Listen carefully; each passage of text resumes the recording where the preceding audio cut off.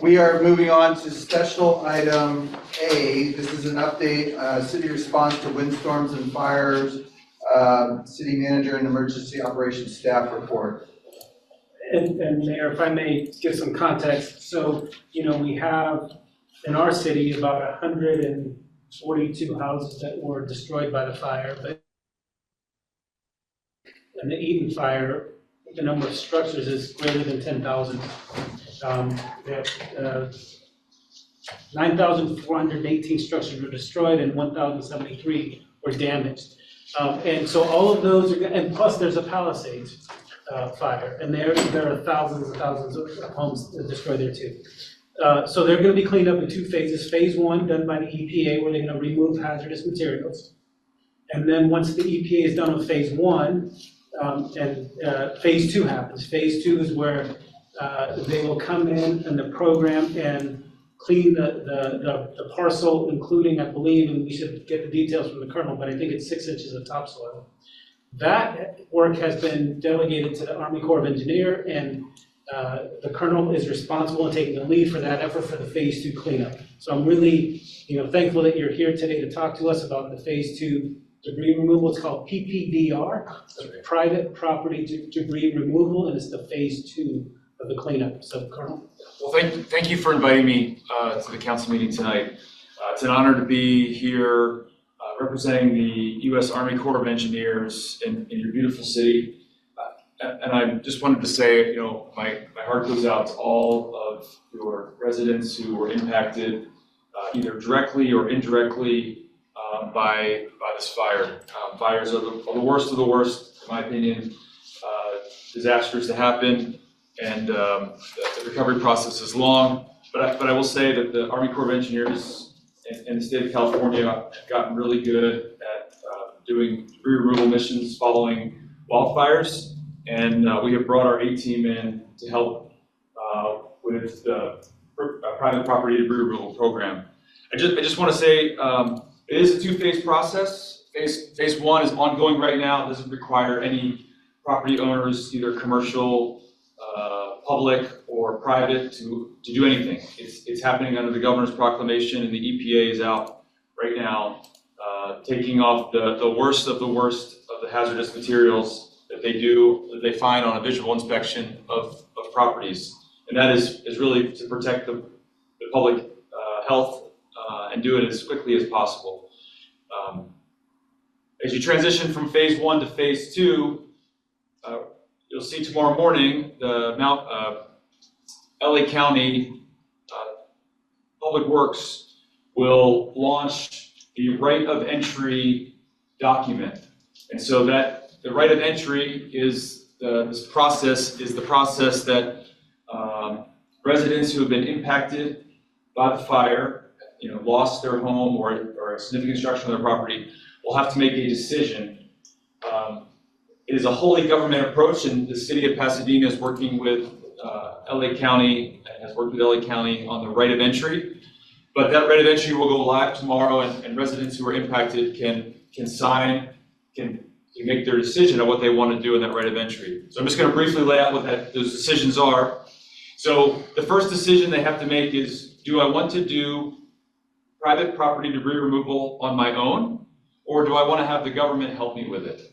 So that's the first decision. If you do it on your own, you have to pull a permit from the Los Angeles County Department of Public Works, and you have to follow all the same procedures that the Corps of Engineers is required to, and follow all the same laws and regulations that are required by the state of California and local ordinances, the same that we are subject to.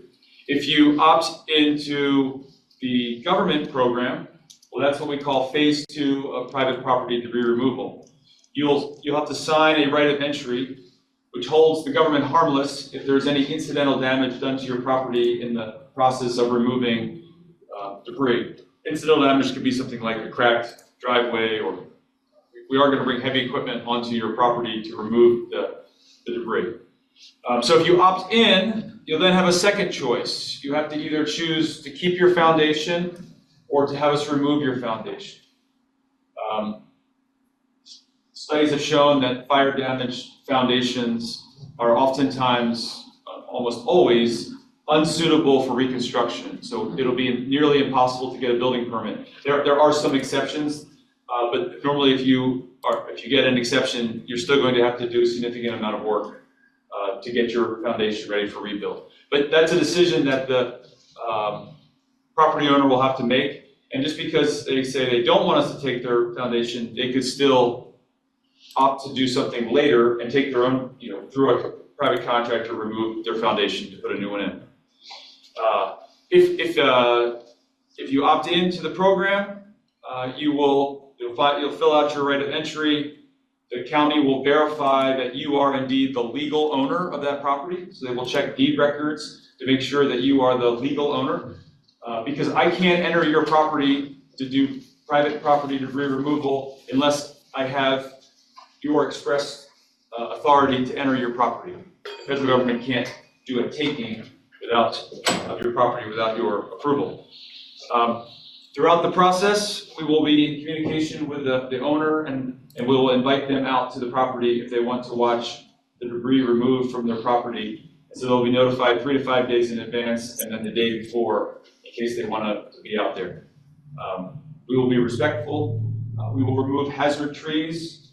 These are trees that we believe that a certified arborist has said that they believe will die between, they're either dead or would die within 5 years. And then if they died, they present a hazard to either our crews or the public, right? We will then remove any titled property such as boats, trailers, or vehicles that have been destroyed, and we will put those in the appropriate debris stream and recycle them. We will then come in and we will remove all of the fire ash debris. It will be burrito wrapped and sent to an appropriate landfill that we work in coordination with the county and Cal Recycle. And then we will come back, and if you opt in for the foundation, we will remove your foundation.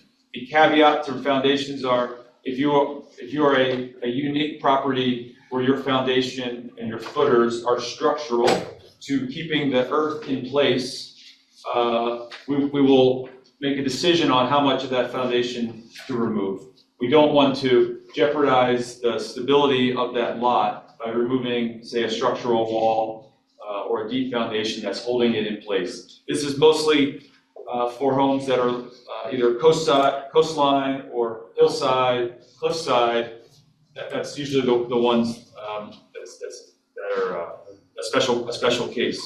For your average slab on grade, and we will just take it all. Then we will remove 6 inches of soil around the ash footprint.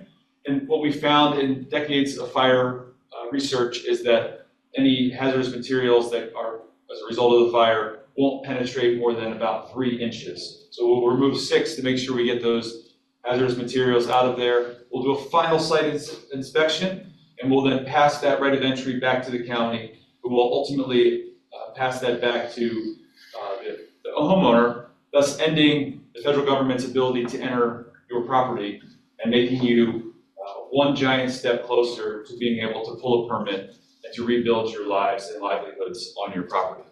So that is the private property debris removal process in a nutshell.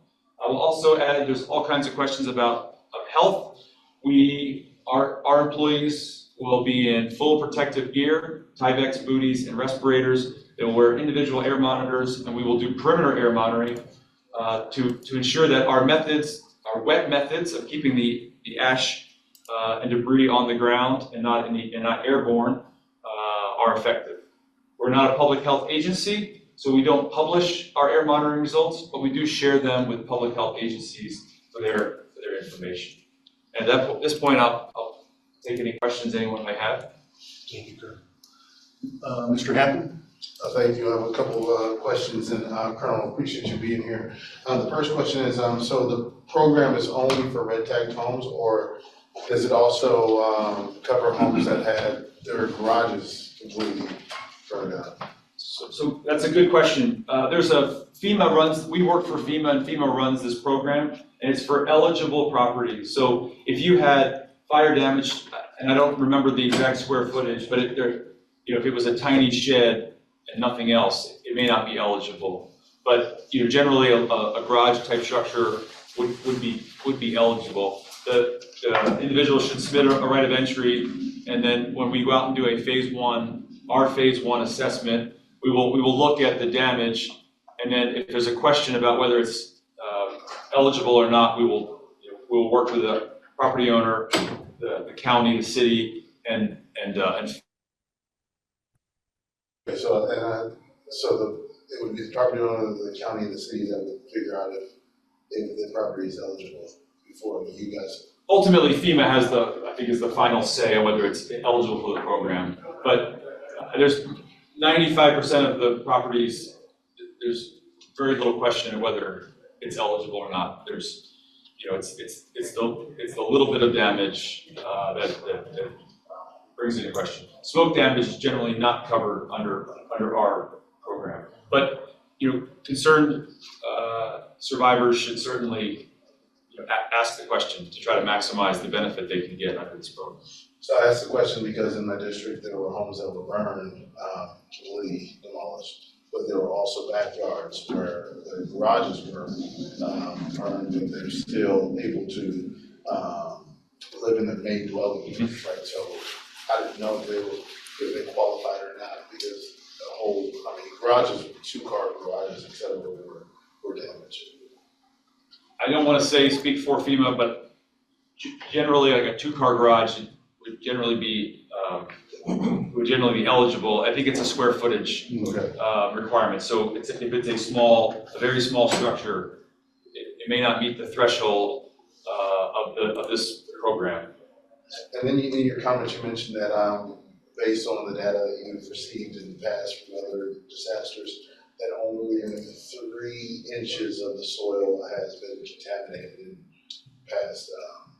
What we found through previous fires and sampling is that any hazardous material that landed on the surface during a fire by the time we got there, wouldn't penetrate more than 3 inches. So we take 6 inches to ensure we have all those hazards. Does that account for rain as well? Does account for rain. Okay, thank you. And then, oh, I need to speak louder? I'm so sorry, everybody, you guys can't hear me. Is the Colonel been able to? Okay, so I guess my voice. He's fine, he's used My to voice it. needs to be louder. I would say, so the other question I've been receiving a lot from residents is, how will you transport the information, transport the hazardous material out, the ash, et cetera? You said it would be burrito wrapped, maybe you could explain a little bit more. Yes. So we bring in dump trucks, we put a thick plastic liner. If you think about your Home Depot or Lowe's type of a store where you buy the contractor bags, the really thick ones, it's a thick, but it comes in long rolls. We will lay those in the back of the truck. We will place kind of like a burrito, and we'll fill it with the fire ash debris, and then they will fold the plastic on top, end to end, and then they will pull the truck's tarp down on top to hold everything nice and tight, so that during transit, all of that material stays inside that plastic liner. Now, when it gets to the final destination, the landfill, I don't want to give anyone the wrong impression. It's not like if you went to the landfill, you would see, you know, burritos stacked up, right? Once it's dumped out of the back of the truck, it enters the landfill and is moved around with heavy equipment. But it's to protect the material and the environment, the air, from having that material blow out on its journey from its site, the property, to its final resting location. Thank you for answering that question. That's extremely helpful. There's a lot of people right now very weary about ash and debris, et cetera. So the other question is, while you are, removing all the debris, you're using something to wet it so that the debris does not, get, airborne? Yeah, so we're very concerned about airborne debris during our operations, not only for my crew's health and safety, but for the community around. And I acknowledge that There are neighborhoods where there are no houses remaining, and then there's some neighborhoods where there's one house or two houses that are right in the middle of the devastated area. And so we use what we call the wet method. So depending on the lot, we oftentimes will take a water truck with the cannon on top, and we will soak the property for a few minutes before we start. That just gets everything wetted down, so on the top. And then as the excavator bucket scrapes out the ash, we will have a water trailer, a smaller water trailer with one employee basically hosing that area down to keep the dust down. The initial wetting doesn't always get through, doesn't always soak through to the very bottom. So we want to make sure that ash turns into sort of more of like a wet, like almost like a bit of it more like mud. That just keeps it all together, makes it easier to scoop out, and it prevents it from going airborne. Perfect. How does that prevent it from, for example, you mentioned that in some areas you have like 3 homes that are burned, and then around it, there's surrounding homes. What do you do to protect from those homes receiving any of that water that you're spraying? Yeah, we have long hoses, and we work the angle to make sure that we're just.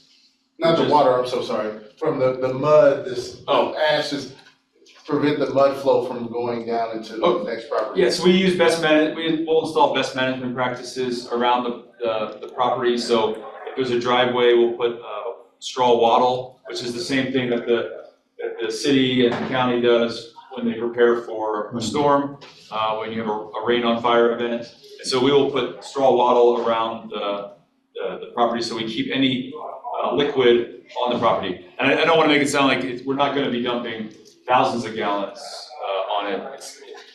It's not going to be, there's not going to be a river formed by our water, but it's going to be, we want all that ash to be kind of thick, and it'll absorb it kind of like a sponge. So it'll absorb a lot of that water, but that's what we want. We don't want it to be airborne. Perfect. And then you mentioned that there was going to be air testing. Is it also soil testing or just air testing? We just do air testing, air monitoring testing, and that's done by our employees. Will have a personal monitor on them, and then we'll do perimeter testing, and then based on the way the winds blow, the prevailing winds in that area, if we can find a sensitive site location, we'll put a sensitive site monitor. A sensitive site could be, maybe there's an elementary school that's in session across the street in the direction that the winds are blowing, or a senior citizen home, or maybe there's one home that's in that area where the people have reoccupied. We'll put that there only because we really want to see the impact of our work on not only our employees but on the people that are immediately around us. Again, we don't share that information because we're not a public health, so we don't publish that information because we're not a public health organization, but we do share it with local public health agencies. If you see something where I guess there's a spike, is there immediate stop? Yes. Then is the public notified if you have to stop work because there was too much particulate matter in the air? Well, I wouldn't say we would stop work we would notify the public if there's too much in the air. We would adjust our methods to ensure that we've corrected any deficiencies that's causing dust to escape from our sites. Okay. So we're very concerned about our health. Our employees although they're in full gear, every day for the next, for months, they're going to be in these areas. We're very concerned about their health and well-being, and also those who are, and also the community. So that's our charge to the community, is that we're doing everything we can. And if someone, reports, that if they see issues, we are sensitive to that, and we want to accomplish the mission, right? Because the whole purpose of this is to get these unsecured contaminants, hazards out of uncontained, going from uncontained to contained and properly stored. So we balance the fact that if we do nothing, it's sitting out and it's going to be exposed to the environment, versus the risk that might happen as we contain them and get them to the final secure resting place. And then I have just two more questions, and the other one is notification. So do you notify the residents when you're about to come to the neighborhood? Do you just let the neighborhood know, hey, we're about to be here and we're to, Yeah, so we don't notify the neighborhood, we notify the resident. okay, So 3 to 5 days out, we will notify the resident that you're on one of our runways. So let's just say we have 10 crews working, you're like the third spot on the list for crew 1. We expect to be at your house in 3 to 5 days. And then the day before, they'll call, kind of like a contractor would call you to tell you. And then we'll ask you if you want to be there, and you can show up or not. But we'll obviously, if they show up, we'll keep them at a safe distance. We have a lot of heavy equipment. We find that this is in my past experience, we find that this is a good opportunity for residents who are comfortable returning to the impacted area, to thank the crew, to sort of be part of this process, right? They want to be part of the process, oftentimes. And if we find anything in the debris clearance, we will certainly return it to the owner of the property. oh, that's great news. And so, is the city notified when you're gonna be when we're gonna be in one of your runways? The city will be notified in the sense that we have a sort of this unified command. So we have daily debris meetings where we'll talk about where we're operating. And so I think we won't push a notification saying that we're working at these 5 houses, but I think you're represented by being in those meetings, you will know sort of the neighborhoods that we're working in. And we will show up to the property with anywhere from about 6 to 10 crew members per property, 2 excavators, several dump trucks, a skid steer, a water trailer, and potentially a water truck. So if you're in the area, you'll know we're working. You'll know we're working in the area. And so for the city manager, I have 2 takeaways from this, because I know it's not the Corps of Engineers' job to notify the neighbors. Since we will know when the Corps of Engineers will be in the community, it'd be great if we could put out something in our, the PIO, but also issue masks to the residents on that street that may be working. I know we're giving out masks already. Maybe there's an opportunity to say precaution if you want to wear a mask and it makes you feel safer to wear a mask. But based on the correspondence from the colonel here, it sounds like you guys have done this multiple times, and I've seen this process before myself. It seems to be very minimally invasive to the neighborhood, but just for precautions and for people to have to feel more comfortable with what's going on. I think the mask and notifying them that we're going to be in the neighborhood. Understood, and you'll recall that we are offering PPE at our libraries and our community centers and our various ones, so we'll continue to make that protection available to our residents. Then the final question I have, and this is the question I probably get the most, it is from the residents of Pasadena that have lost their homes, from the residents of Altadena that have also lost their homes and their businesses. How can they be a part of this cleanup effort? Because this is a major, this is a significant contract, and some of this work, I believe, should be done by those locally here. Yeah, so that's a great question. So we have a prearranged contract that we have. It's a standing 5-year contract with a company called ECC for this region. And we have these contracts because when there's an emergency, we can't go through a long contracting process to get a contractor. So we have them, and we do all that work in advance so that when an emergency happens and we're called, we're responsive. So that contractor runs his business like a general contractor. So they're hiring crews from all over the county and the state that are certified and can meet all of the proper qualifications to do this kind of work. They're actively hiring. And so if there's a local company that would like to be involved, I recommend they go to ecc.net. That's ecc.net. And on that website, there's a place where you can enter your company's information or your information, and then the company ECC is reviewing those, and we'll be reaching out to people to see if they can join their team. I would also recommend, this is going to be a huge effort. There's going to be hundreds of crews out on the road, and so if there are locals who would like to seek employment, find, look, even if you're not a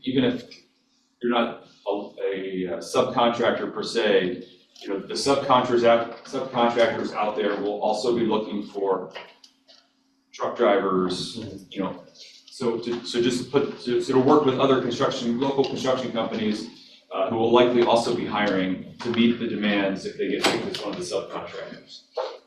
Is there a point of contact that you could share with our city manager so that we can talk to our economic development team, to talk to them, ECC directly, maybe even having a webinar for those companies that are trying to apply?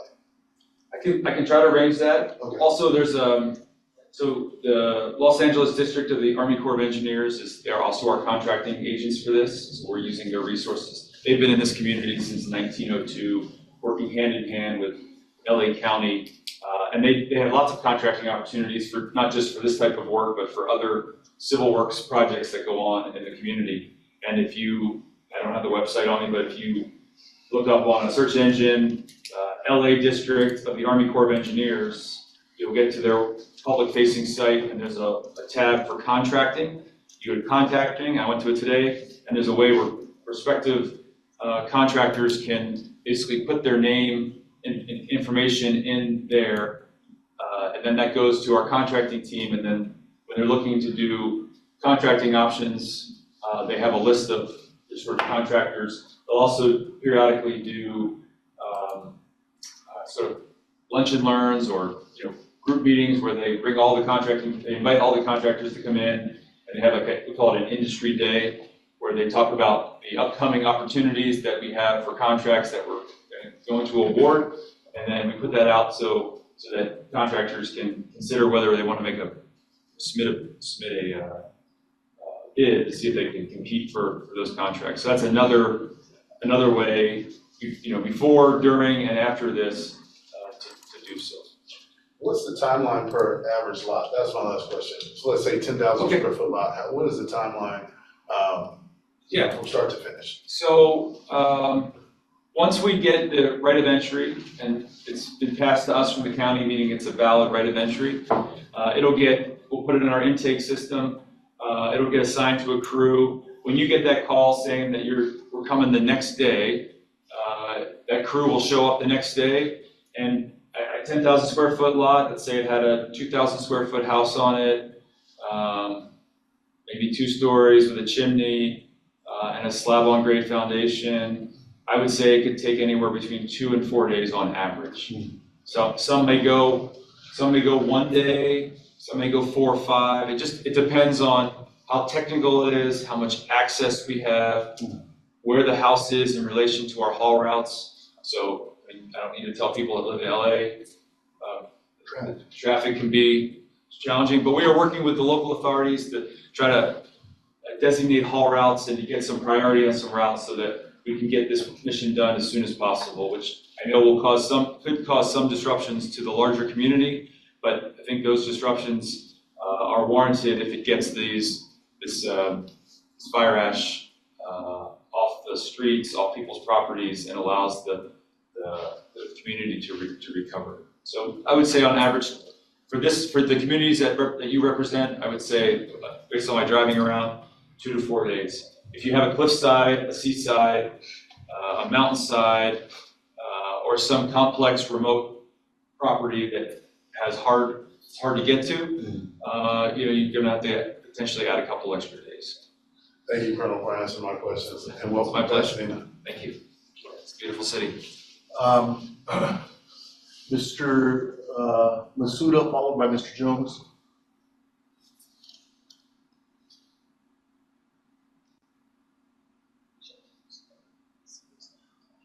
Mr. Masuda? Mayor, Councilmember Jones was before me. I was deferring to you because you're the other council member who was affected, but whose district was affected, I should say. Okay, I still want to follow Councilmember Jones. He was waiting. Thank you. Well, thanks, Mr. Masuda, and thanks, Mayor. And I echo what Councilmember Hampton talked about. I think making it accessible and easy for any resident or local resident who wants to become an employee on the this project should be able to become an employee, or if a local contractor wants to be a subcontractor. So maybe having a webinar or just making it accessible so folks can bid on some of the work and keep the money local. I think that would be helpful. Colonel, first, thank you for being here and thank you for your presentation. You brought up haul routes, and so I just wanted to know, one is that where are we hauling the hazardous waste to, and what are the haul routes? Or if I assume that maybe we're hauling it to the landfill in Azusa, are we staying surface streets? Are we getting on the 210? And then who's approving the haul routes in Pasadena and in Altadena? Yeah, that's a great question. So we're working closely with the county on that, and with our contractor on sort of working through the optimization of what we think would be the best routes. But we understand that whenever you put heavy equipment on roads, it puts wear and tear on roads, and it wears on people's nerves when they have to fight with additional trucks on the highway. So we're very cognizant of that. We're also authorized to work 24 hours a day, so we were looking at our opportunities to do some hauling and some work at night.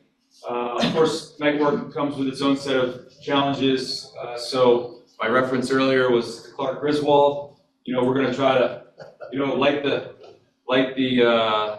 place up, because we don't want our employees. Every time you do night work, you add an element of risk. But you also, the benefit is that the roads are much easier to access.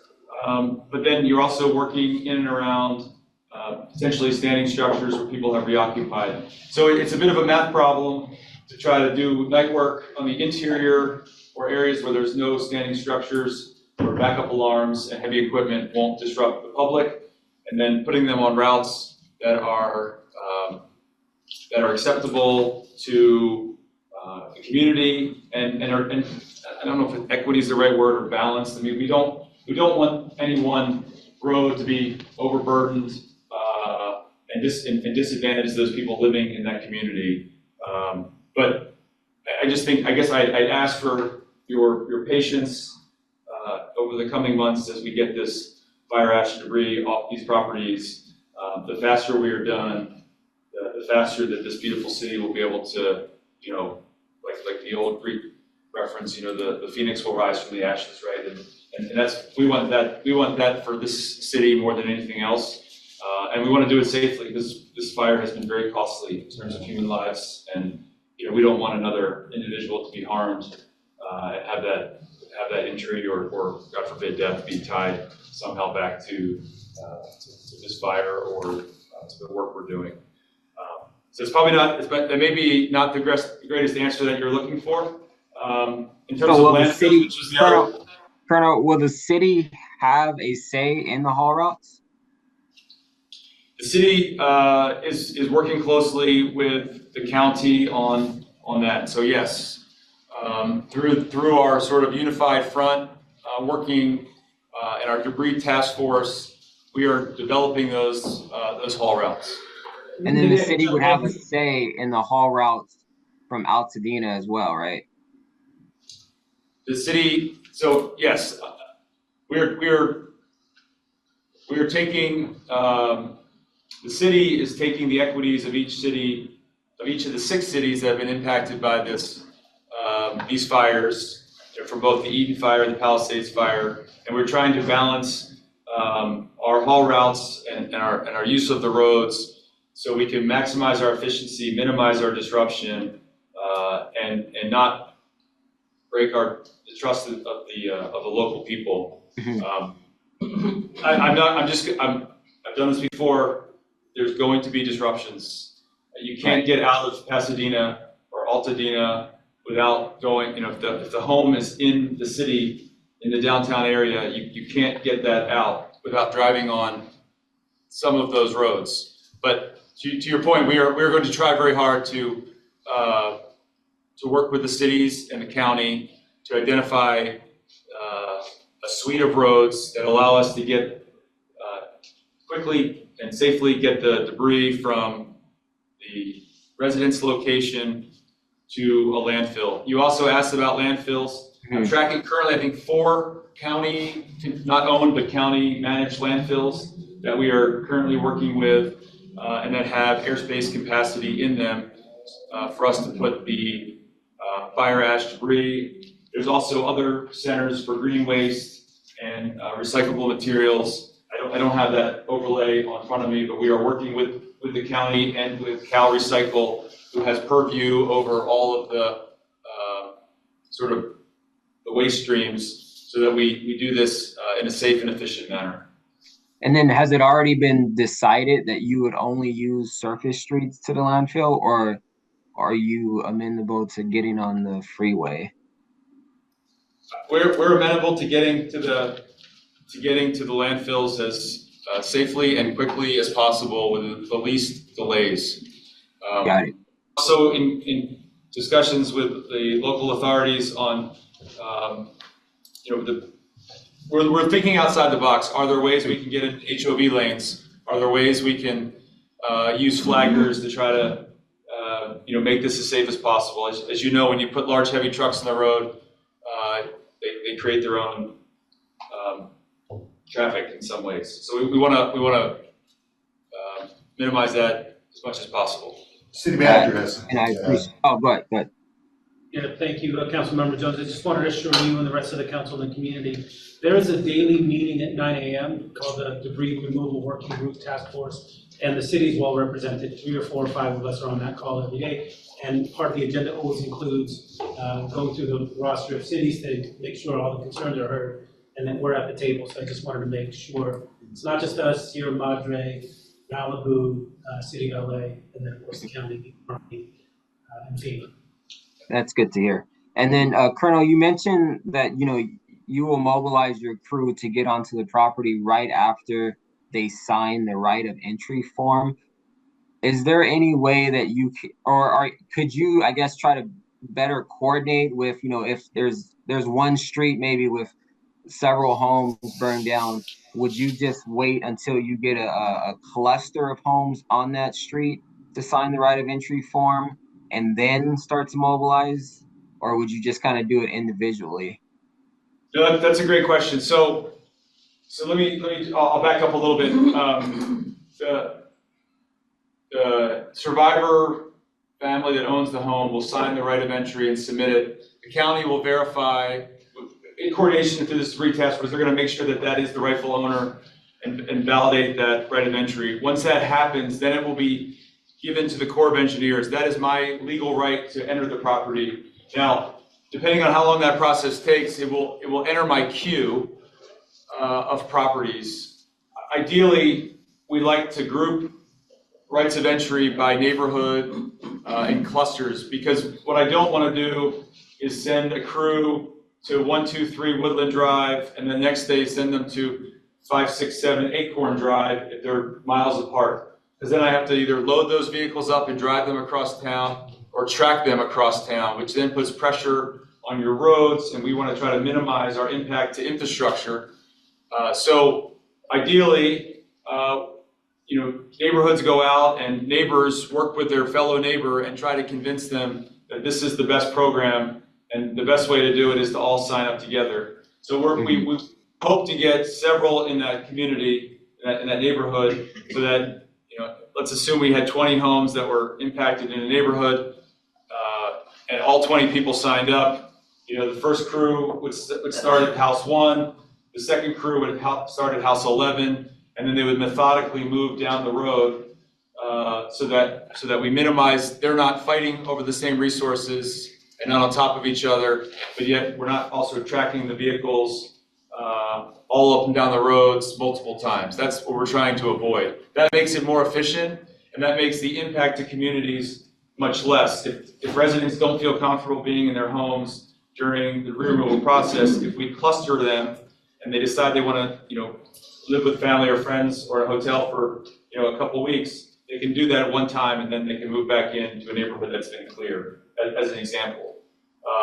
So that's our goal. It doesn't always work that way, and we're not gonna hold a right of entry forever, waiting for the other neighbors to sign up, right? So, if one signs up in a neighborhood and we get no more, we'll send one crew out there to do one property. But Yeah.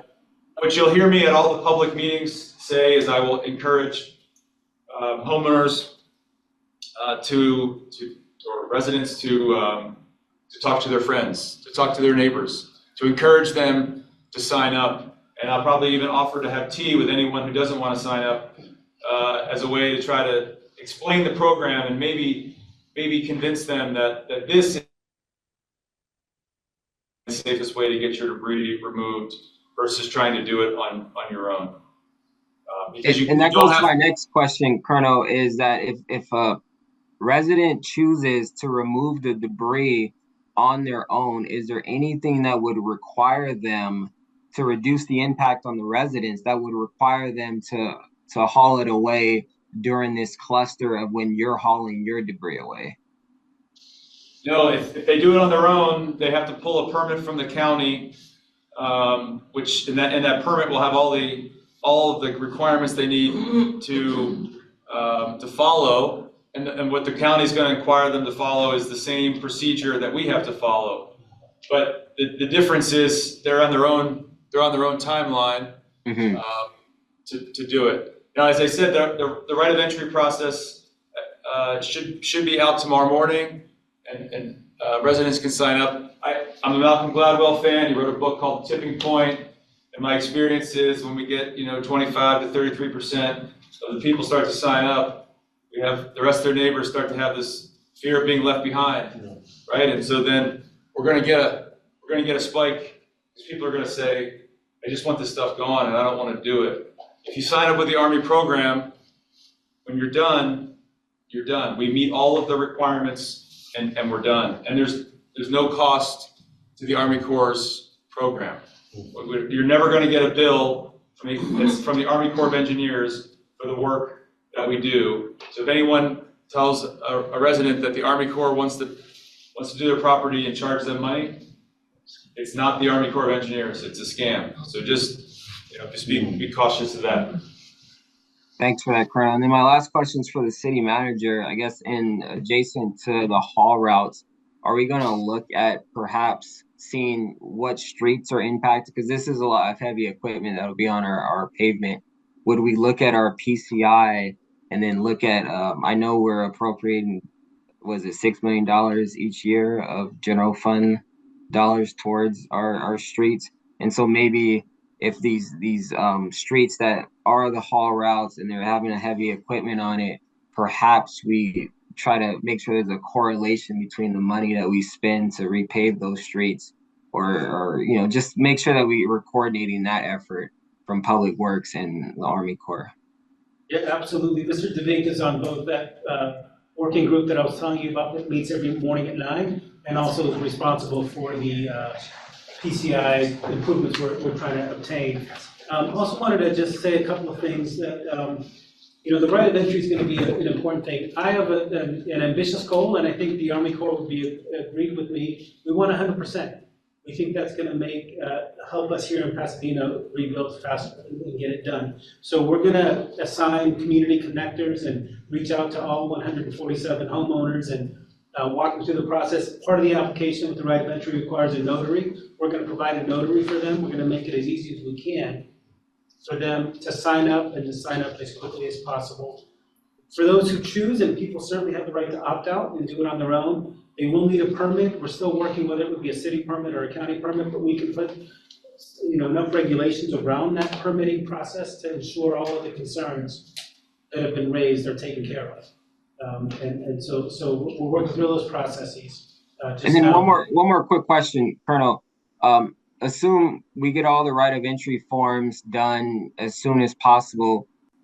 When would you start and when would you finish? Because I know there's the 18-month timeline that's been mentioned a lot, just for the residents' sake. Yeah. So there's a two-phase process. So if every ROE was submitted tomorrow, when the program opens, and all of the owners that submitted one are the rightful owners, and in a week or two, the county gave them to us. We would not be able to start right away, right? There's likely not, the EPA likely won't have finished. Their charge is to try to get done in 30 days from today. So that's a big mission, because there's 12,000 plus or minus properties. Some of them aren't that easy to get to. So assuming the EPA gets done around the 30-day mark, we're going to be right behind them. And just because we're not waiting for them to finish all before we start our first, right? So think about it like a cycling, like a Tour de France, right? We're drafting right behind the EPA. They're in the lead, and as they get data, they're giving it to us, and so we're efficient behind them. So as they finish one, we're going to do ours right behind them. So once we get enough in that area, we're going to start working on it. I can't give you an exact timeline. I would say that the people who get in early and the paperwork comes to us early, it could take weeks to be completed, but it could take up to a year from the time we start to do all of them. Now, some people say that's too long. I've done this before. There's always frustrated properties. And let me just give you some examples of a frustrated property. It's not a negative term, but in the unfortunate instance that someone has passed away in the fire, right? And they were the person whose name was on the deed. We can't enter the property unless there's the ROE is signed by the rightful owner. So there may be a legal process that have to go through to reestablish the ownership if it's not clearly listed in a will. So that probate process has to go on. I know in some of the older neighborhoods, I've been told in some of the ones in Pasadena, the deed may still have the great-grandfather's name on it because the house was passed on for generations and the records never got updated. So there's going to be a process where people have to go and do and work with the county to get that fixed. Also, this is a fire. I said these are the most devastating of natural disasters. So most people's records are also not available. So there's a process we have to go through, work with the county and maybe the federal agencies to generate some of the documents that might be needed to prove that is indeed your home. So there's always a couple of things that hold it up. Some homes are in a trust, and maybe the trustees don't all like each other or get along. And so one may not want to sign and one may want to sign. One may just want to sell the house and forget about it, one may want to keep it. So these are the outliers, but these are the things that cause some people to not get their ROE turned in a timely manner. So we try to work, the county will work with them to try to, and hopefully the city will work with them to try to provide resources to get it, because we're all in it to win it, right? We're all in it to get these properties cleared as quickly as possible. So those are just some examples of things that would cause us to be delayed. I don't know exactly what my throughput can be, but these roads have a carrying capacity, and the landfills have a carrying capacity. I can only dump so many trucks per day at a landfill, just based on the size of the landfill, the access to it, and the traffic. So there's going to be a point where I can't add more crews because I can't get any more trucks a day to the landfill. And we'll know that as soon as we start to work. So my contractor is capable of scaling up to a big number or scaling back down to the number that allows us to do it safely and efficiently. So we'll find that happy medium, and we will go as fast as we can. But I think if we said 18 months originally, we thought we'd be done, right? That's all the frustrated properties. That was kind of where the 18 months came from. And also it's a bit of a forcing function to get people to sign up and get into the program to get eligibility. Maybe a long answer to a short question. Thanks, Colonel. I greatly appreciate it. And to the city manager, as Councilmember Hampton said, I think it'd be good for us to communicate to our residents either through the PIO or through our liaisons in our newsletters if our residents will be impacted through haul routes, or they can expect to see trucks going through their neighborhoods or going through their cities, just to make them aware and so they're not caught off guard. And so I think that would be helpful. Thank you, Colonel. Appreciate it. If I may add, I think it's important to message to the survivors. And so I make it a point in these events to get out and be the voice to provide them updates on where we're at in the program and keep them informed. And with the cities and the county's efforts to consolidate and make one ROE form and one process, I think, if a resident that maybe lives in Pasadena, but near Altadena, or Pasadena public meeting, you're gonna from the core, you're gonna hear the same message, right? So there's no changes. It doesn't matter where you live. Everyone's getting the same level of treatment, and so it's important for me to get that message out, keep them informed, so that I don't treat survivors as clients or customers. I treat them as partners, right? So we want them to be part of this process, and we'll hold their hand if needed, or hold shoulder to shoulder with them through the process. Thank you. Mr. Masuda, followed by Mr. Cole, then Mr. Madison. Thank you, Mayor. Thank you for the report, and it was very educational, especially when you were talking about the removing of toxic. And then you mentioned what would be a scam, and that's where I want to really head my questions on. So I need the city manager and Chief Harris to be involved with this. We've had 117 houses destroyed in my district. It's probably the most in the city.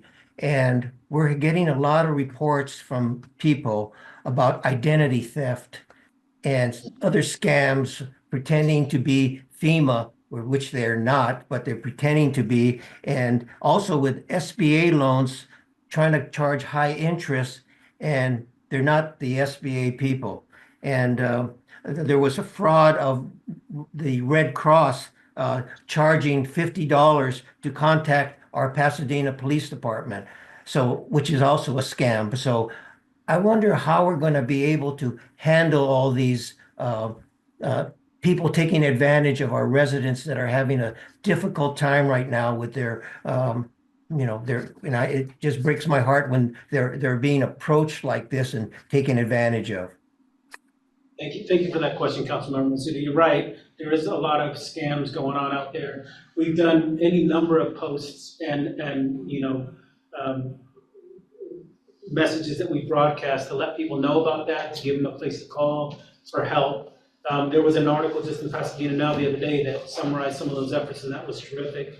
We've also had from the city prosecutor's office, I think there's been a task force put together to be aggressive on prosecution. Maybe our city attorney, Michelle Bonner-Reese, can talk about that. Yes, our chief assistant city prosecutor, Tim Wellman, is part of an interagency task force that is focusing on a combination of price gouging and other fraud and scam activities. And we're doing it in conjunction with the DA's office and a couple of other cities, Santa Monica, Los Angeles.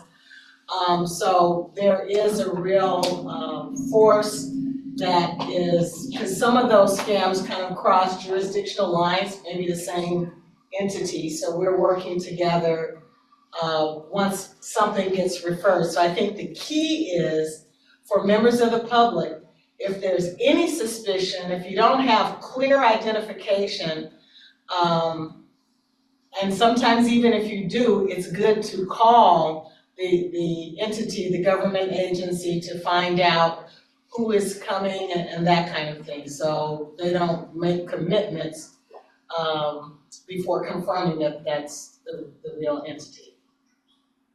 And Chief Harris also has a few comments. Thank you, City Manager. It's important to recognize that we can help ourselves here in this situation, and what we put out to folks is if you feel that there's something wrong, just pause, take a breath, and call us. Let us come out and take a look. We will do that. If you're feeling that you're being rushed, there shouldn't be a rush to do anything And that's typically what the crooks will do. And when you start to feel that way, you need to get a hold of somebody that can come out and validate. As you heard the city attorney talk about, the police department will also be very stringent in the way that we approach fraudsters and folks that are out there trying to take advantage and re-victimize people. We will take what is traditionally considered a zero tolerance approach. But you have to help us on this to the community, and that is make sure you're giving us a call. No call is too light for us to come out and take a look under these circumstances. We will make every opportunity and every attempt to get out there and address your call. But you're the first set of eyes out there as a community member. If you feel it's not right, back up, discontinue or disengage, and call us. And if it turns out to be that they're legitimate, they'll wait for the right answer and they'll come and handle you the right way. If they're not legitimate, they'll want to leave and not have to encounter law enforcement. So take your time, don't rush into anything. I know it's one of those times where certainly we want to get things done, but if we use our discretionary time appropriately, we'll make sure we identify those people who may be out to do illicit things. And I would add briefly, that agency task force has put out alerts regarding fraud, et cetera. And they also want to continue to remind people, because a lot of it seems to be related to FEMA, has been mentioned. So it's best to contact FEMA and make sure before committing to anything and signing anything. So you can go back and you can call FEMA and don't feel pressured by whoever's there saying they're from FEMA. They may very well be, or they may not. Anybody who's conducting themselves with legitimate business will not have any problem with you identifying them before you move forward with them. So if you tell them you need to validate or verify their identity, legitimate folks will sit and allow that to happen and then move after that. So don't give away your freedom to make a decision. That's the biggest piece of advice we can give. And if you want to talk to someone in person, go to the Disaster Recovery Center. FEMA is there, Small Business Administration is there, lots of state and local agencies, and they're all vetted. And you can talk to a live human who will have a badge saying that they work for that agency, so you'll know you're not being scammed. Thank you. That's good advice, and I thank all of you for providing that. And my field rep, Noreen Sullivan, is listening to all this because she's on the front line hearing about all this because they reported to her directly. So thank you very much for that information. Thank you. City Manager, I just want to ask will there be a press release about the interagency actions of You have to speak louder so they can. Sorry, I was just wondering if there was going to be a press release sent out from our city attorney's office about the interagency activity.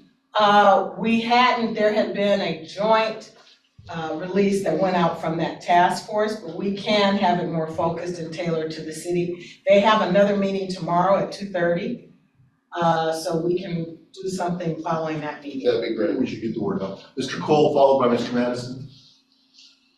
Thank you. You have covered a tremendous amount of ground, and the answers to my colleagues' questions have addressed almost all of my concerns. I have two, though. Look, this is going to take a long time. It's going to be very complicated, and you have limited, as you've emphasized, limited resources. There's only so many people you can hire. There's only so many trips you can put on the road on any given day. So my concern is, what are the protections from the city of LA, the county of LA, the city of Pasadena, or other forces sort of deciding how you're going to prioritize the deployment of resources? Because the last thing we need is a political catfight, either publicly or behind the scenes, of, well, you're not doing Pacific Palisades quick enough, or you're not doing Altadena quick enough, or you're not doing Pasadena quick enough, or my neighborhood or my house. How have you handled those political pressures, since you're the federal government and you get calls from Congress people and what have you? Oh, it's a great question. So I asked the Director of Public Works at LA County to provide us with the priorities that he gets from all the 6 cities that are impacted by this. I haven't received them yet, but I'll just give you an example of some things that are probably going to be on the list. any debris site that is in close proximity to an ecologically sensitive area, a river, coastline, those are generally areas that the community will want to prioritize. An area, any sites for which we have ROEs that are, located in close proximity to either a senior center or like a elementary school, a public school sensitive sites, right? So those are generally any sites that are located near standing and occupied structures, right? So that we can provide that person who is living back in their home, maybe if they're living back in their home, some peace of mind has been prioritized to be done first. Again, that only works if we have the right of entry, but I'm confident that the city of Pasadena will work an influence campaign and try to convince people to either do it on their own quickly or to sign up and have it done by us. So those are just some examples. I haven't seen the list yet, but I know the county is working on it. Miguel, I'm assuming if you haven't heard about it, maybe you should ask in the task force meeting to sort of gather up the city's interests so that we can put them in. We only ask for them because we have to write a contract, award the contract to do those, and we like to put that language in the contract so that it binds our contractor to those. It gets challenging if the priorities change halfway through, and then I have to either modify the contract or just usually cost more money. So I don't know if that answered the question or not. Sounds like there's a certain degree of flexibility, which is a good thing normally, but could be abused in the political process. Well, I guess the other portion of that I didn't answer is, I get this question in other fires all the time is, well, why don't you just start on the left and go to the right, or the north and go to the south? And the reason is that we don't do it that way is because it's all about management of shared resources. So I could mass all of my crews on one neighborhood and get it done, but those crews are going to be on top of each other. And any emergency service vehicles that might need to respond up there are not going to be able to. There's going to be a traffic jam. So we try to spread our crews out, and as I mentioned earlier, kind of work methodically through neighborhoods so that we minimize our impact on the road, so that we can share it with residents who have already returned. We can share it with first responders, being police and fire and EMS, so that they have the ability to go up and do their routine business. We also need to share it with the various public works organizations in this greater community, because this fire may have done other damage to the infrastructure, as well as just, every city has aging infrastructure that's on some repair cycle. So we don't want to have our vehicles keep, say, the sewer department from being able to do a sewer line repair. Because if we get done first and the infrastructure is not ready, then residents aren't going to be able to move back in. So this is all part of this task force meeting. We want to balance all of these equities and be as efficient as we can so that we can go as fast as possible, so that at the end, power, water, sewer, gas, and debris are all, at the right state, so that when a landowner or homeowner gets their permit, they're ready to build and rebuild their lives and livelihoods. And I'll just, the Director of Public Works is not on the call, but he did want me to stress that, the county, at least from the county's perspective, the county is open for building permits. And I'm assuming that the city of Pasadena is similar. Just because there's a ash on the foundation and it's not being lived in, it doesn't mean that residents should just wait for the rebuild. The time where you can actually rebuild will come, but the prep work that you need to do before building a home can be done now, right? So that when that ash is removed, you're ready to start the build process. That's a good point. And I can verify that we are open as well, and we're trying to streamline all the processes. And so work plan in place, and we also get with community connectors to really help people get the permits they need when the time comes to rebuild, once it's all clean. I think the statistics are that less than 1% of the population has ever built their own home. Most people buy a home. So I think that there's going to be a little survivor paralysis, when they have to then do something they may never have done before. So it's a process, and that's why we encourage people to start that early, to kind of get familiar with, like, how do I actually build a new home on my lot? Like, it's a big step for some people. Bit overwhelming. Just to follow up on that before the second topic. So I'm concerned again that this becomes a, have you ever done 15,000 homes at the same time? I have never personally done 15,000 homes at the same time.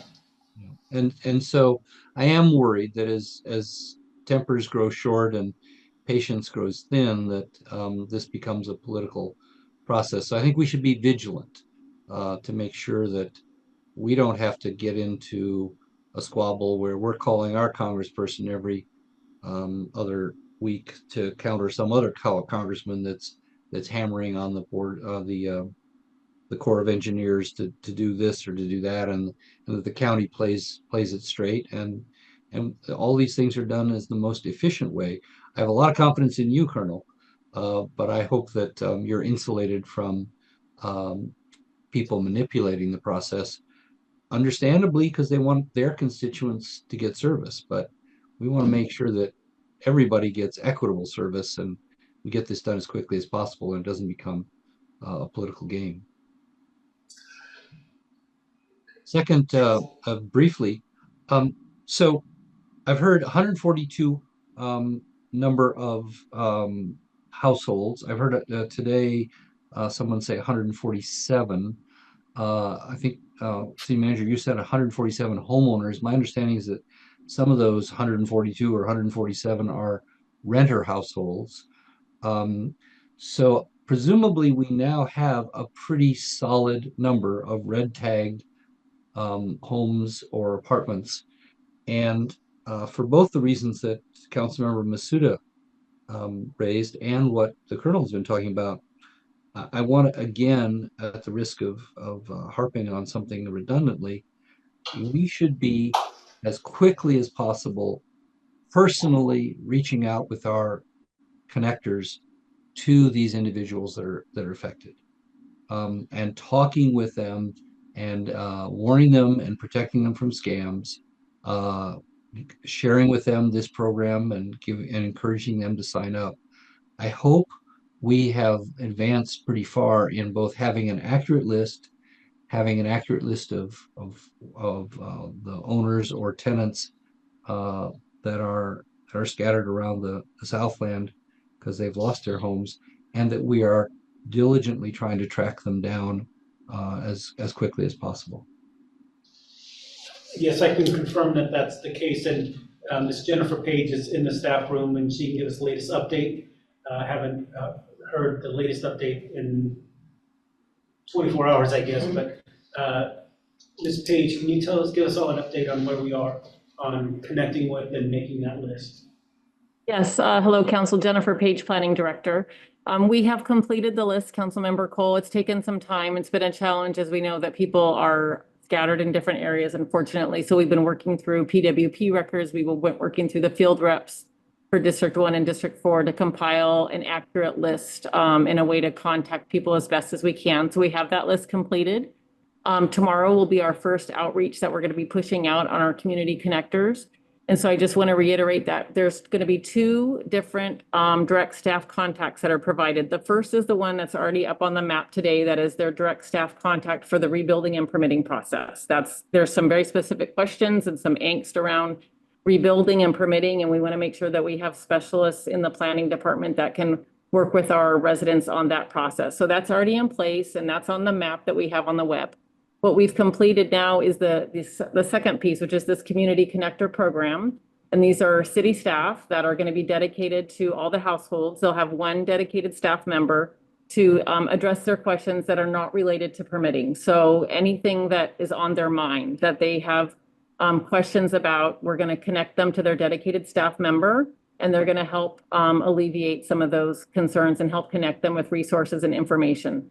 So we're also populating that same map so that someone can click on their property and they'll have two contacts. One is their community connector and one is their permitting and rebuild staff contact. So we're pushing that all out tomorrow. We're also going to be hosting a community meeting. It's going to be on Wednesday, February 5th for the fire affected properties. And we're going to be walking them through the community connector program and the phase 1 and phase 2 debris removal programs. So that's going to be a virtual meeting that we're working through with Councilmember Masuda and Councilmember Hampton and their field reps on, and that will be happening next week. So we're really starting to be able to push out some information to them. And it has been a bit delayed. It's just been challenging trying to get accurate records for these folks, but we're ready to go. Mr. Page, that's excellent progress, and I thank you and the team for doing that. If you have these numbers in front of you, what is the number of affected households that either had their home entirely destroyed or have been red tagged because of partial damage? And do we know how many of them are homeowners and how many of them are renter households? We don't know the breakdown between homeowners or renters. We can get that. We do know that it's 140 single family residential structures that were destroyed, 6 multifamily structures, and 6 ADUs that were destroyed. So we have that information. The ADUs were occupied so far as we know? As far as we know, yes. Okay. Well, that's very helpful. So that now is, the new number would be 152 households. Yes. And some of the single families may have been rented, but we would not know that at this stage.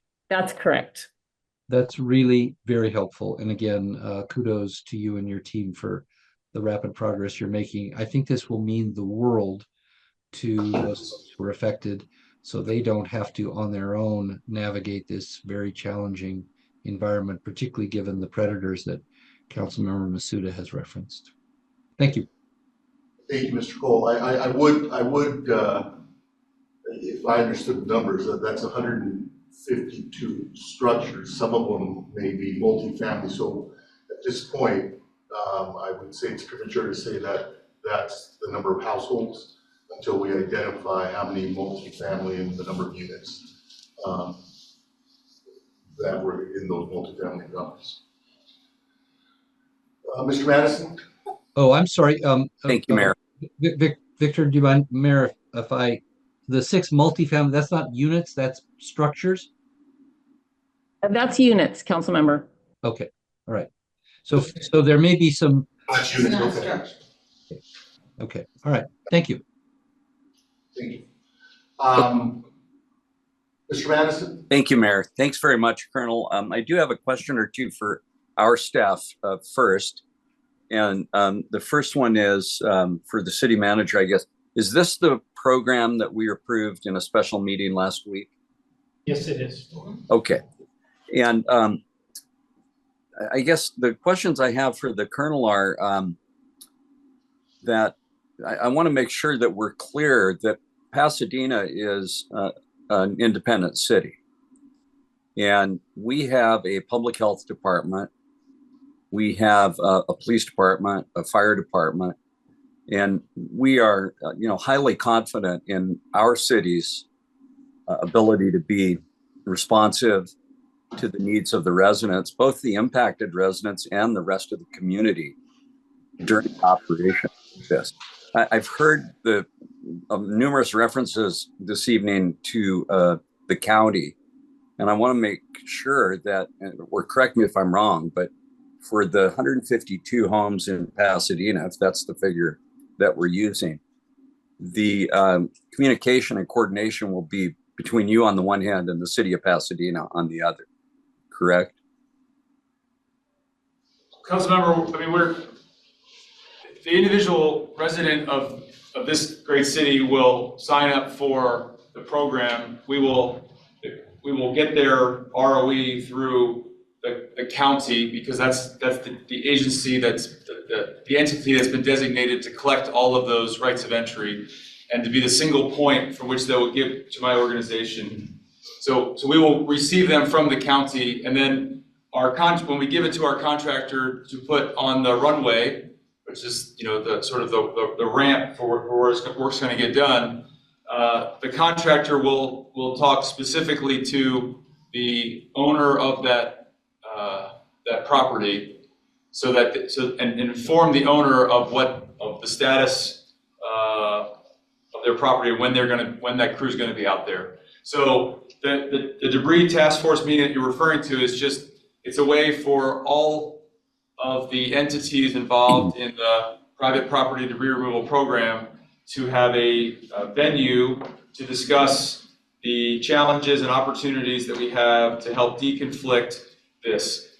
People ask me if they tell me that debris removal is complicated, and I usually correct them and say I disagree with them. I say it's not a complicated process, right? You have ash on your property and some other recyclable metals. We're just going to go and take it all. So it's like it's not a complicated process, but it's complex because there's a lot of moving pieces that have to happen, and there's shared infrastructure, and so we need to, behind the scenes, we need to deconflict that process. It's similar to the airline industry. For a passenger to get on a plane, it's pretty simple, right? You book a ticket, you get on a plane. But the process to get that plane and the crew and the pilot and the fuel and the food to that plane at the right time, so it's all fresh, is complex.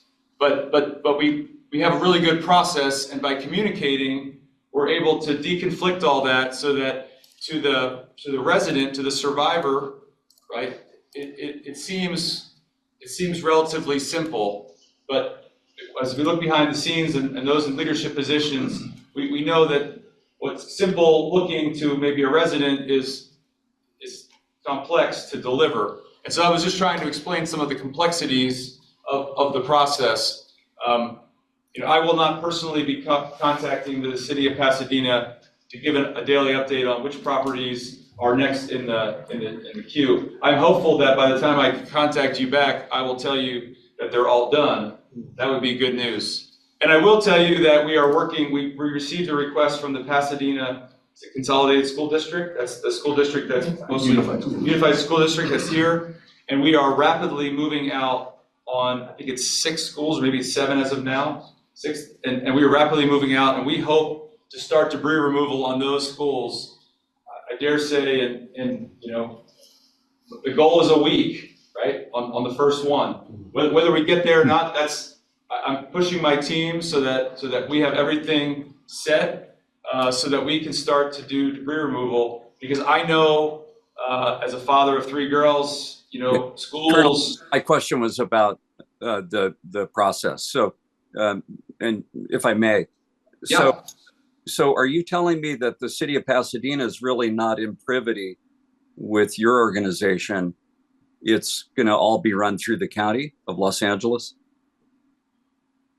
I'm saying that the right of entry, the single point where I get my right of entries as designed right now is from the LA County's Department of Public Works. They will transmit that right of entry to me. Yeah, let me turn back to our staff then. That's certainly not what I understood when I voted yes for this program. I understood that we would be responsive to our residents. If there's a function that the county has that we don't, I'd like to know it. If there's a function that they can serve more nimbly and more responsibly than we can, I challenge you to tell me that one. There's just no reason that we shouldn't be the agency for the residents of Pasadena. And, Colonel, I have every confidence in you. And, if things go well, great. But our job here is to think about when things don't go well. And from what I can hear, you're going to be transporting, thousands of tons of hazardous material in our city, and then sounds like millions of tons from outside our city through our city. and we don't have an official role. Is that what I'm hearing? Councilman, maybe, for example, there are a number of jurisdictions involved, Sierra Madreas. No, I want to talk about Pasadena. Right. So among all of us, we thought, for example, we don't want 6 different right of entry forms. So they're trying to work on a consolidated right of entry form that we'll all use. However, that's in our case, being reviewed by the city attorney's office. So we won't agree to a form that we don't agree with, and hopefully we can come to consensus, but that's to avoid confusion. Substantively, as I said, the permits, I know there's an effort to consolidate permits, but in my judgment, the origination of a permit in our city comes from our city planning department or public works. So that's an exercise of our police power. So, I know there's an effort there to try and consolidate and make it a county permit. We haven't agreed to that, and I think other cities also have on process, make it less confusing to the public. But at the same time, I think you're absolutely right. We are a city with our own police powers, our own public works, our own infrastructure. And we're gonna, in particular, if somebody opts out and is not in the program, that clearly is gonna be something that we have to regulate, and we can even put time limits on how long it takes.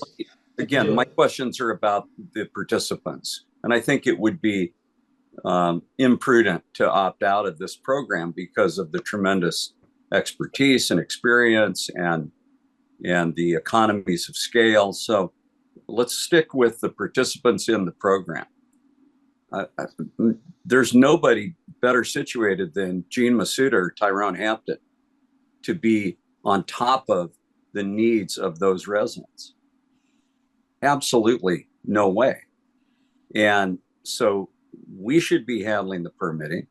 Our public health department should be involved to make sure that there's not risks to the entire community from the material, as well as the residents. I mean, I heard that the residents are going to come out and observe this process. That seems like an inherently dangerous process from a health risk. Our police department needs to be involved. There was an article in the Wall Street Journal about armed squatters. Now, I don't know that those folks are in Pasadena. The article talked about the county, Altadena, but I am really struggling with why this council would cede its oversight of this mammoth project in our city and affecting our city to the county of Los Angeles, based on just the record of what's occurred already with these fires. So I hope that we have an opportunity to come back around on this. So that's my view. I mean, what are the environmental consequences, and what's the environmental review for this effort? This clearly would be a paradigm of a situation where there's risk to the environment. Yeah, so a good example is exactly that, public health. The county issued an order that said you can't go into your home, but that didn't apply to Pasadena because we have our own public health department. But we independently and for our own reasons issued the same order. So those are going to be, they look the same, but they come from different authorities in different places. Right. So doesn't our public health department have to be involved to grant a waiver or grant permission if the residents are going to go out to their property as part of this removal? Yeah, I believe so, but I don't know if Director Manuel Carmona is on or Jennifer Page. But I want to stick with my question, which is, under CEQA, this clearly would be the subject of an environmental decision, whether it would be a negative DEC or an environmental impact report. Now, I understand the governor issued an executive order, and maybe there was legislation suspending CEQA for this issue. Is that correct? That is my understanding. And this is Michelle Bonnery speaking. Hi, Michelle. And our office is working with Public Works and Planning. The authority is through FEMA to California OES, and the US Army Corps of Engineers. And if we Pasadena don't necessarily have all of the resources to be able to do all of that, nor the authority through those agencies that I referenced. We can certainly help and assist, but we don't have the resources to take that all under our own control. But our health department, our police department, our planning department can step in. The governor did in the emergency declaration reference exceptions for CEQA. I don't have those in front of me right now, but I am aware that that occurred as well. Yeah, I'm not sure I see an argument that would pass even the straight face test that we should cede our regulatory, public health, police, fire, permitting, environmental authority to the County of Los Angeles. Here, I don't see any advantage to our residents in doing that. And again, we're talking both about the residents whose homes were destroyed and who need the removal, and the rest of the community who could be severely impacted by this project. And again, I have every faith that it'll be done well, but with us, you'll do it better. And our residents will both perceive and enjoy a higher level of responsiveness and protection because we know them. And again, if we didn't have public health, or if we contracted with the sheriff or county fire, we didn't have a best in class planning and permitting. And our scale is so much smaller. I've read that the county has in Pasadena some 7,000 or more structures. We're talking about 152 homes. And, we clearly we can take that on. So I'm really. I'm sorry. We need to look at the fact that FEMA authorization went to California Office of Emergency Services and to the counties. And so we can try to supplement that, but I don't think that we have the ability to kind of preempt or exclude that. The authority. Yeah, I'd like to learn more about that. Okay. As well as the environmental issues. So those are my comments. And again, Colonel, for you and your colleague, I'm super grateful. We need this. We look forward to it. We want to help, though, and it's not going to be good when problems develop if we're not by your side. Thank you, Mr. Madison. I think Jennifer Page had a comment, our planning director. Hello, yes, thank you, Jennifer Page, Planning Director. I just wanted to add that it's our understanding that an MOU, a Memorandum of Understanding, is being prepared that we will be able to review and participate in. We're not the only local jurisdiction that's had some questions and concerns about how this process is going to work. The right of entry form has been expedited and moved forward. Originally, the MOU was going to come first with the right of entry forms after. And so they've moved this right of entry process up, and the MOU process is still being developed by this working group. And the mission is still being finalized, I think, as the captain will probably explain. So it's evolving every day. So there will be an opportunity to come back before the council and to address some of these questions and to have the final mission explained and to vet these details more thoroughly with the council. And council member, if I may, this is Manuel Carmona, Director now of Public Health for the City of Pasadena.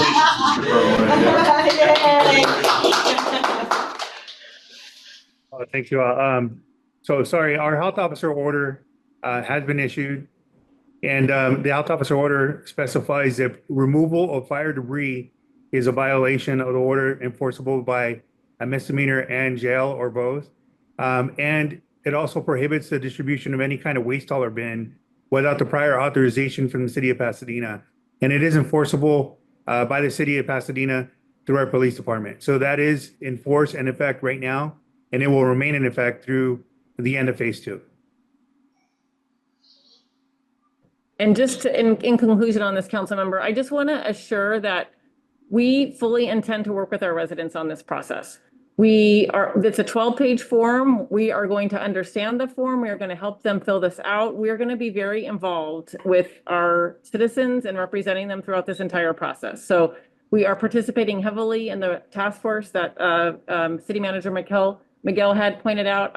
We have a seat at the table, and we're working to ensure that Pasadena's voice is heard in all of this. It's been cooperative up till now. But again, we don't even have an MOU yet. So we're still trying to make sure that we're all on the same page. We're going to bring that forward to the council, and they'll be able to see where we're headed with this before any decisions are made. Well, certainly, thank you. And it's more than just being heard, right? This is our city. This is our community. These are our residents. And if a permit is required, I'm struggling again to understand why our residents should go get in a line with 7,000 county residents down at the county of LA instead of coming right here to our city hall or across the street to our planning department with the help and assistance of their council member and their field representative. I think that is what's going to happen, but let's let the colonel respond. Council member, I think I misspoke in terms of the permit. We are here because of the threat to public health and safety. That's the purpose of us being here, and the purpose of the state asking FEMA to ask the Corps to do the private property removal program, right? Is so that we can get this health threat off of properties, and so that it improves the public health. So that underpins it. So in order for us to be able to do this, and FEMA to be able to justify it under the Stafford Act, is that you have to either opt into the program, or you have to opt out and do it with a certified contractor. And so in our discussions at these task force meetings, we would like the process, we believe the process will be more equitable if everyone has to follow the same sort of rules of it. So someone in Altadena and Pasadena and LA City, they're all going to have generally the same rules to follow for the alternate program. I acknowledge that Pasadena is its own independent city, but I think for the program to really work, we can't have one city say, well, I'm not going to enforce this. Another city say, I'm going to enforce it, right? It has to be enforced. So that was the idea of this sort of forcing people to pull a permit if they want to do it on their own. Who actually administers the permit, I think, is certainly a topic that should be in an MOU. And I'm speaking, I've got 12,000 properties across 2 fire impacted areas and 6 cities that I'm managing. So I probably misspoke when I said that.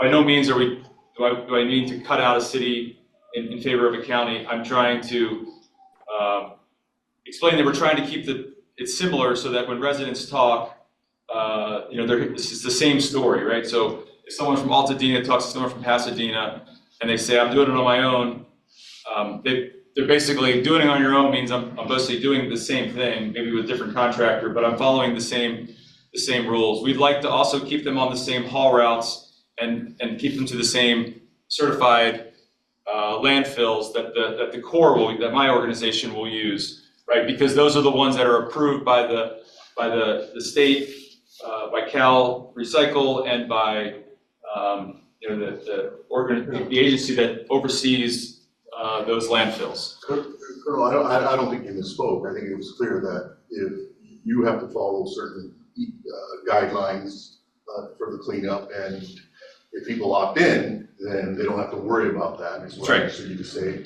And if people don't opt out, they still have to follow those same guidelines. And so the issue of permit, and pull the same permits. So I think that was pretty clear. I think what Mr. Madison is raising is when it comes to the issue of our own local permitting process, then that's, you know, and I'm understanding from staff that will remain, and we're not ceding that authority. Right.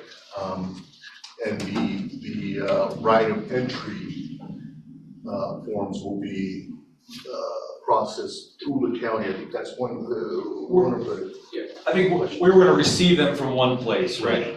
And just for ease, so six cities, 12,000 properties, 12,000 ROEs or more, depending if there's, you know, multiple people need to sign one, all come through one place so that we don't have to have 6 different locations to get them from. That was the thought, but that the task force meeting allows us to synchronize, and the standard language that's agreed upon by all the cities in this one ROE streamlines the process.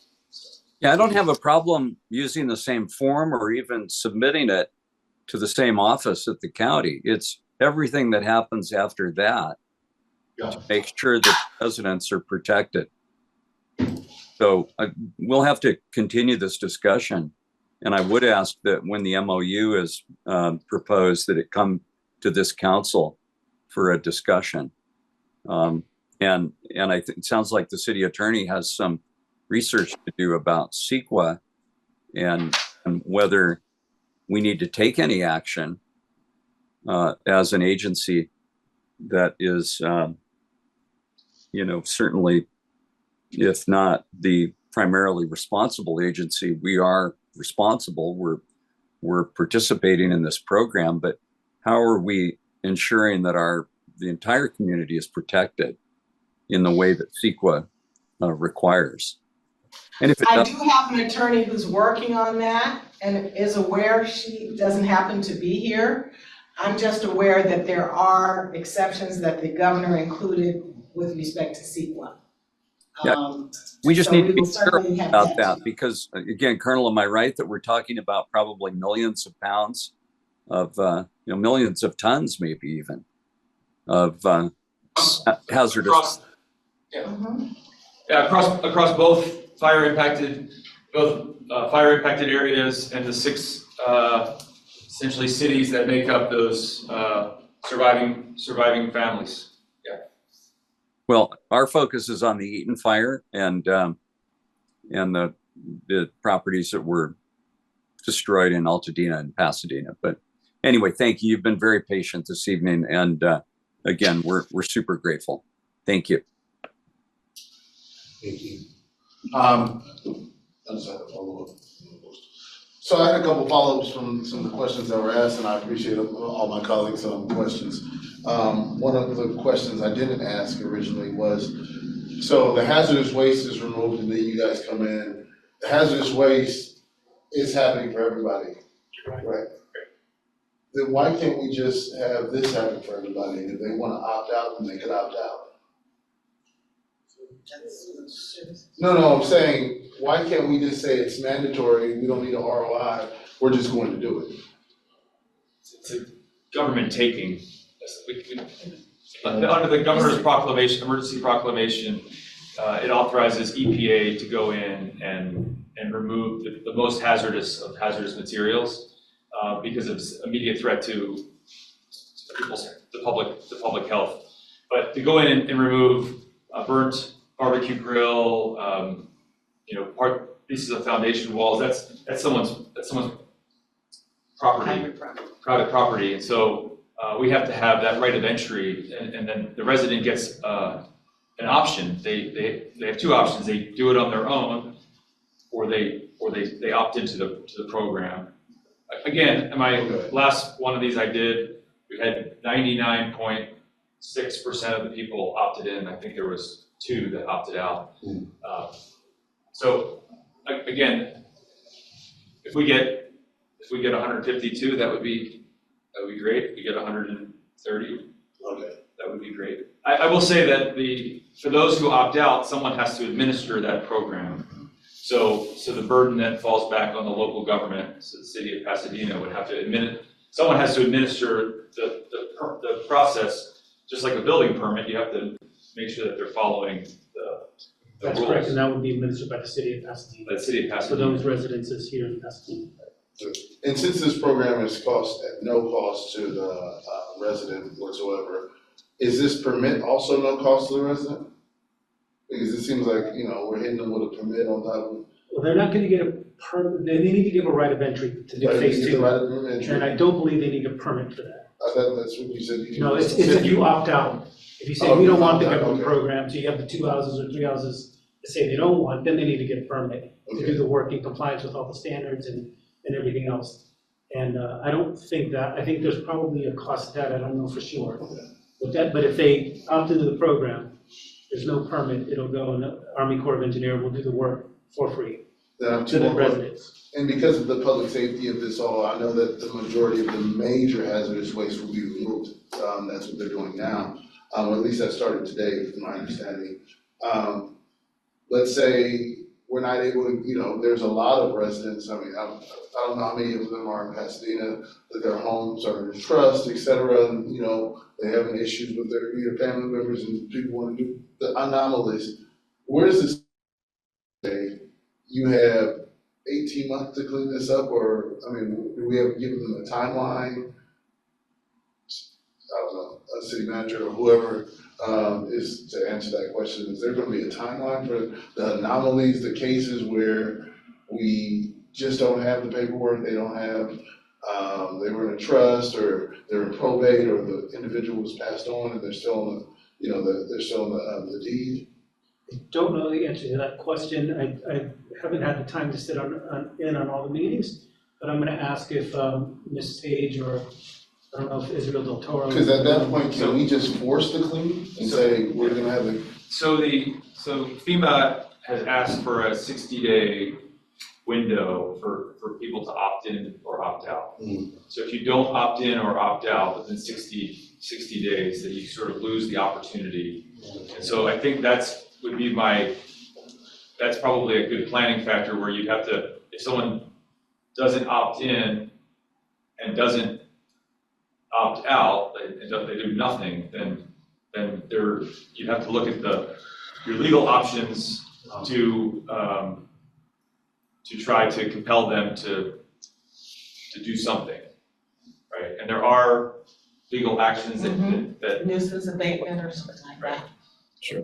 So we can't, Not right.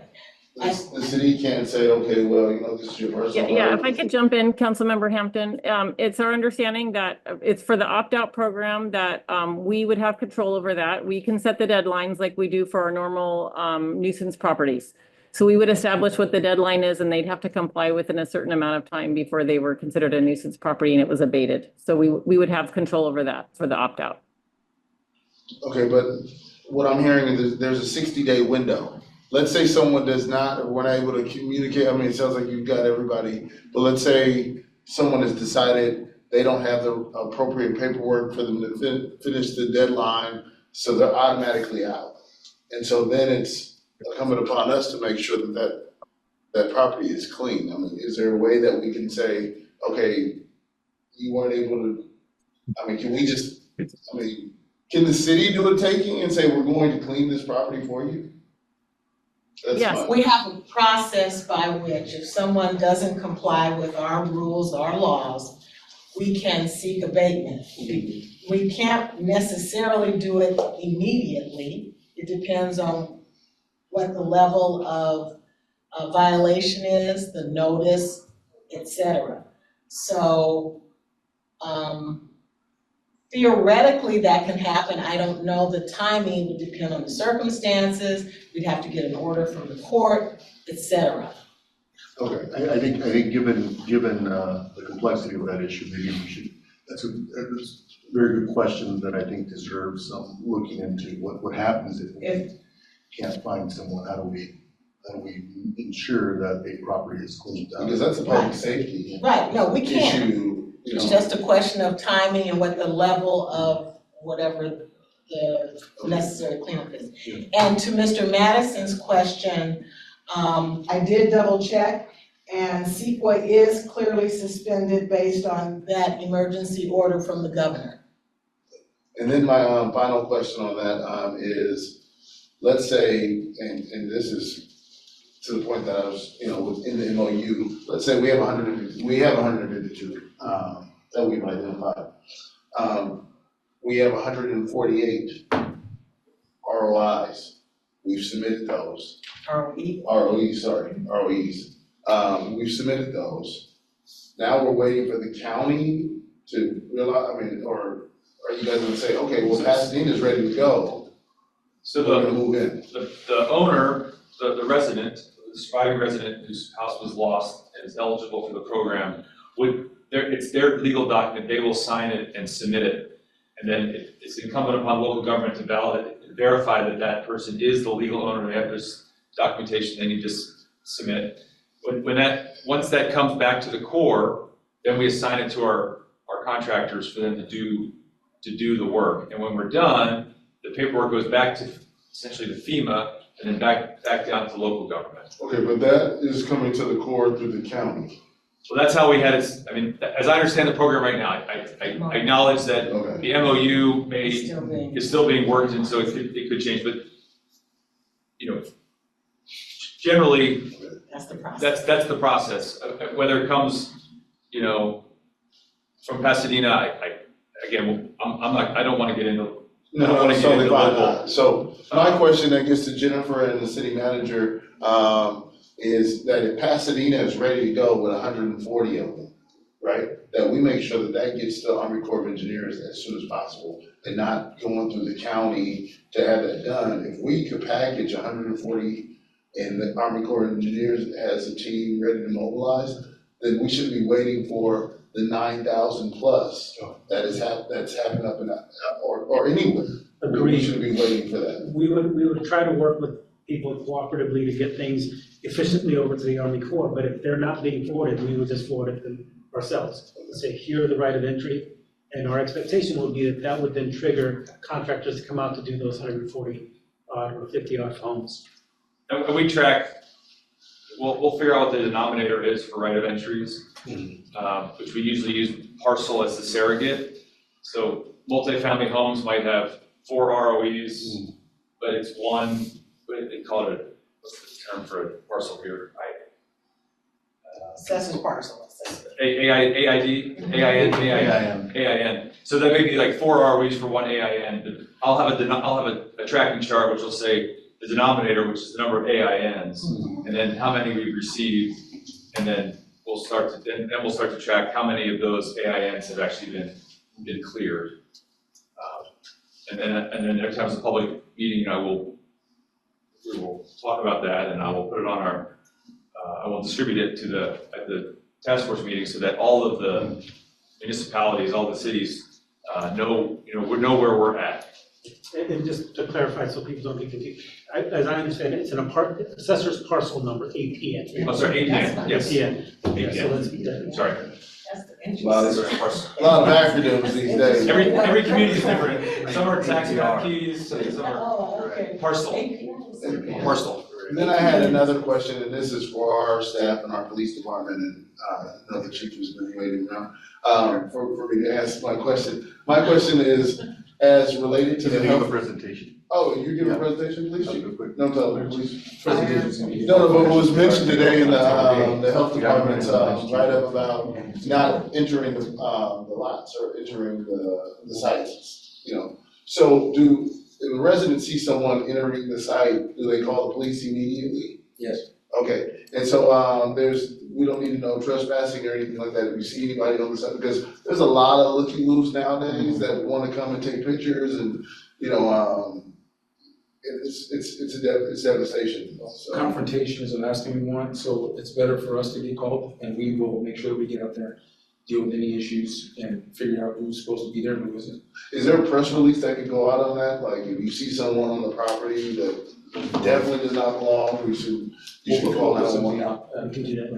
Okay, perfect. Those are my, and then also in the areas that have burned areas in our district, in District 1 and 4, are there extra patrols in those neighborhoods right now? We still have extra patrols, up in both those areas, but also in the surrounding areas to make sure we're stopping people at a layer outside of just the burn area. Okay, perfect. Thank you. Those are my questions. Okay, So just, if I could just briefly, just for clarification, you mentioned that those right of entry letters are expected to possibly go out as soon as tomorrow? Or did you? As soon as. They're in it, Could be later. yeah, they're They're in the works. in the works, yeah. Okay, so, my understanding of the council's prior direction is we could proceed with that. Okay. But I just wanted to confirm that, because we don't want to have to come back to the council again and they start, trying to get things going and we, for some reason, the council thinks we haven't begun to do that. But I understood that was the authorization from the council. I just wanted to confirm that. That's my understanding as well. Thank you.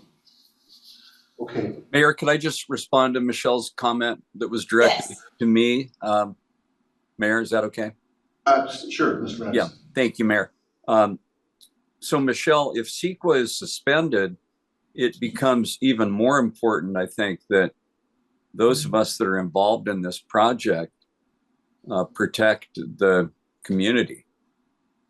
Essentially, CEQA's protections aren't there for understandable reasons. But for me, it's just all the more reason that, all of our departments need to be involved. So, but And I think they will. Okay, well, I look forward to hearing more about that and seeing the MOU. Thank They you. will. Thank you. Okay, Colonel, Captain, thank you. You've been very generous with your time. This has been very informative. I'm sorry that we kept you waiting for so long. No, you're good. Your information is very helpful. I am going to ask that we take your presentation and this agenda item and maybe carve it out of the council meeting so that people can click right onto it and have this information. Because I think it's important. We got to a little bit late, so. And I'm happy to come back at future, community meetings to talk about this particular aspect. I think my experience is there'll be more questions. We're still at that more questions and answers phase, and I'm happy to come back and help the residents of Pasadena understand the program and we really want to treat them as partners in this, and this is not a transactional thing. Like this is their lives, their homes that we're helping to remove. So. And, Mr. City Manager, will, the Colonel be invited to our meeting on February 5th? February 5th. February 5th. You're talking about your community meeting? The community Oh, meeting. I'm We can sorry. extend the I invitation. thought I you don't know meant if the we can make it, but we can certainly extend the invitation. Okay, It's my intent to make as many of these meetings as I can. okay.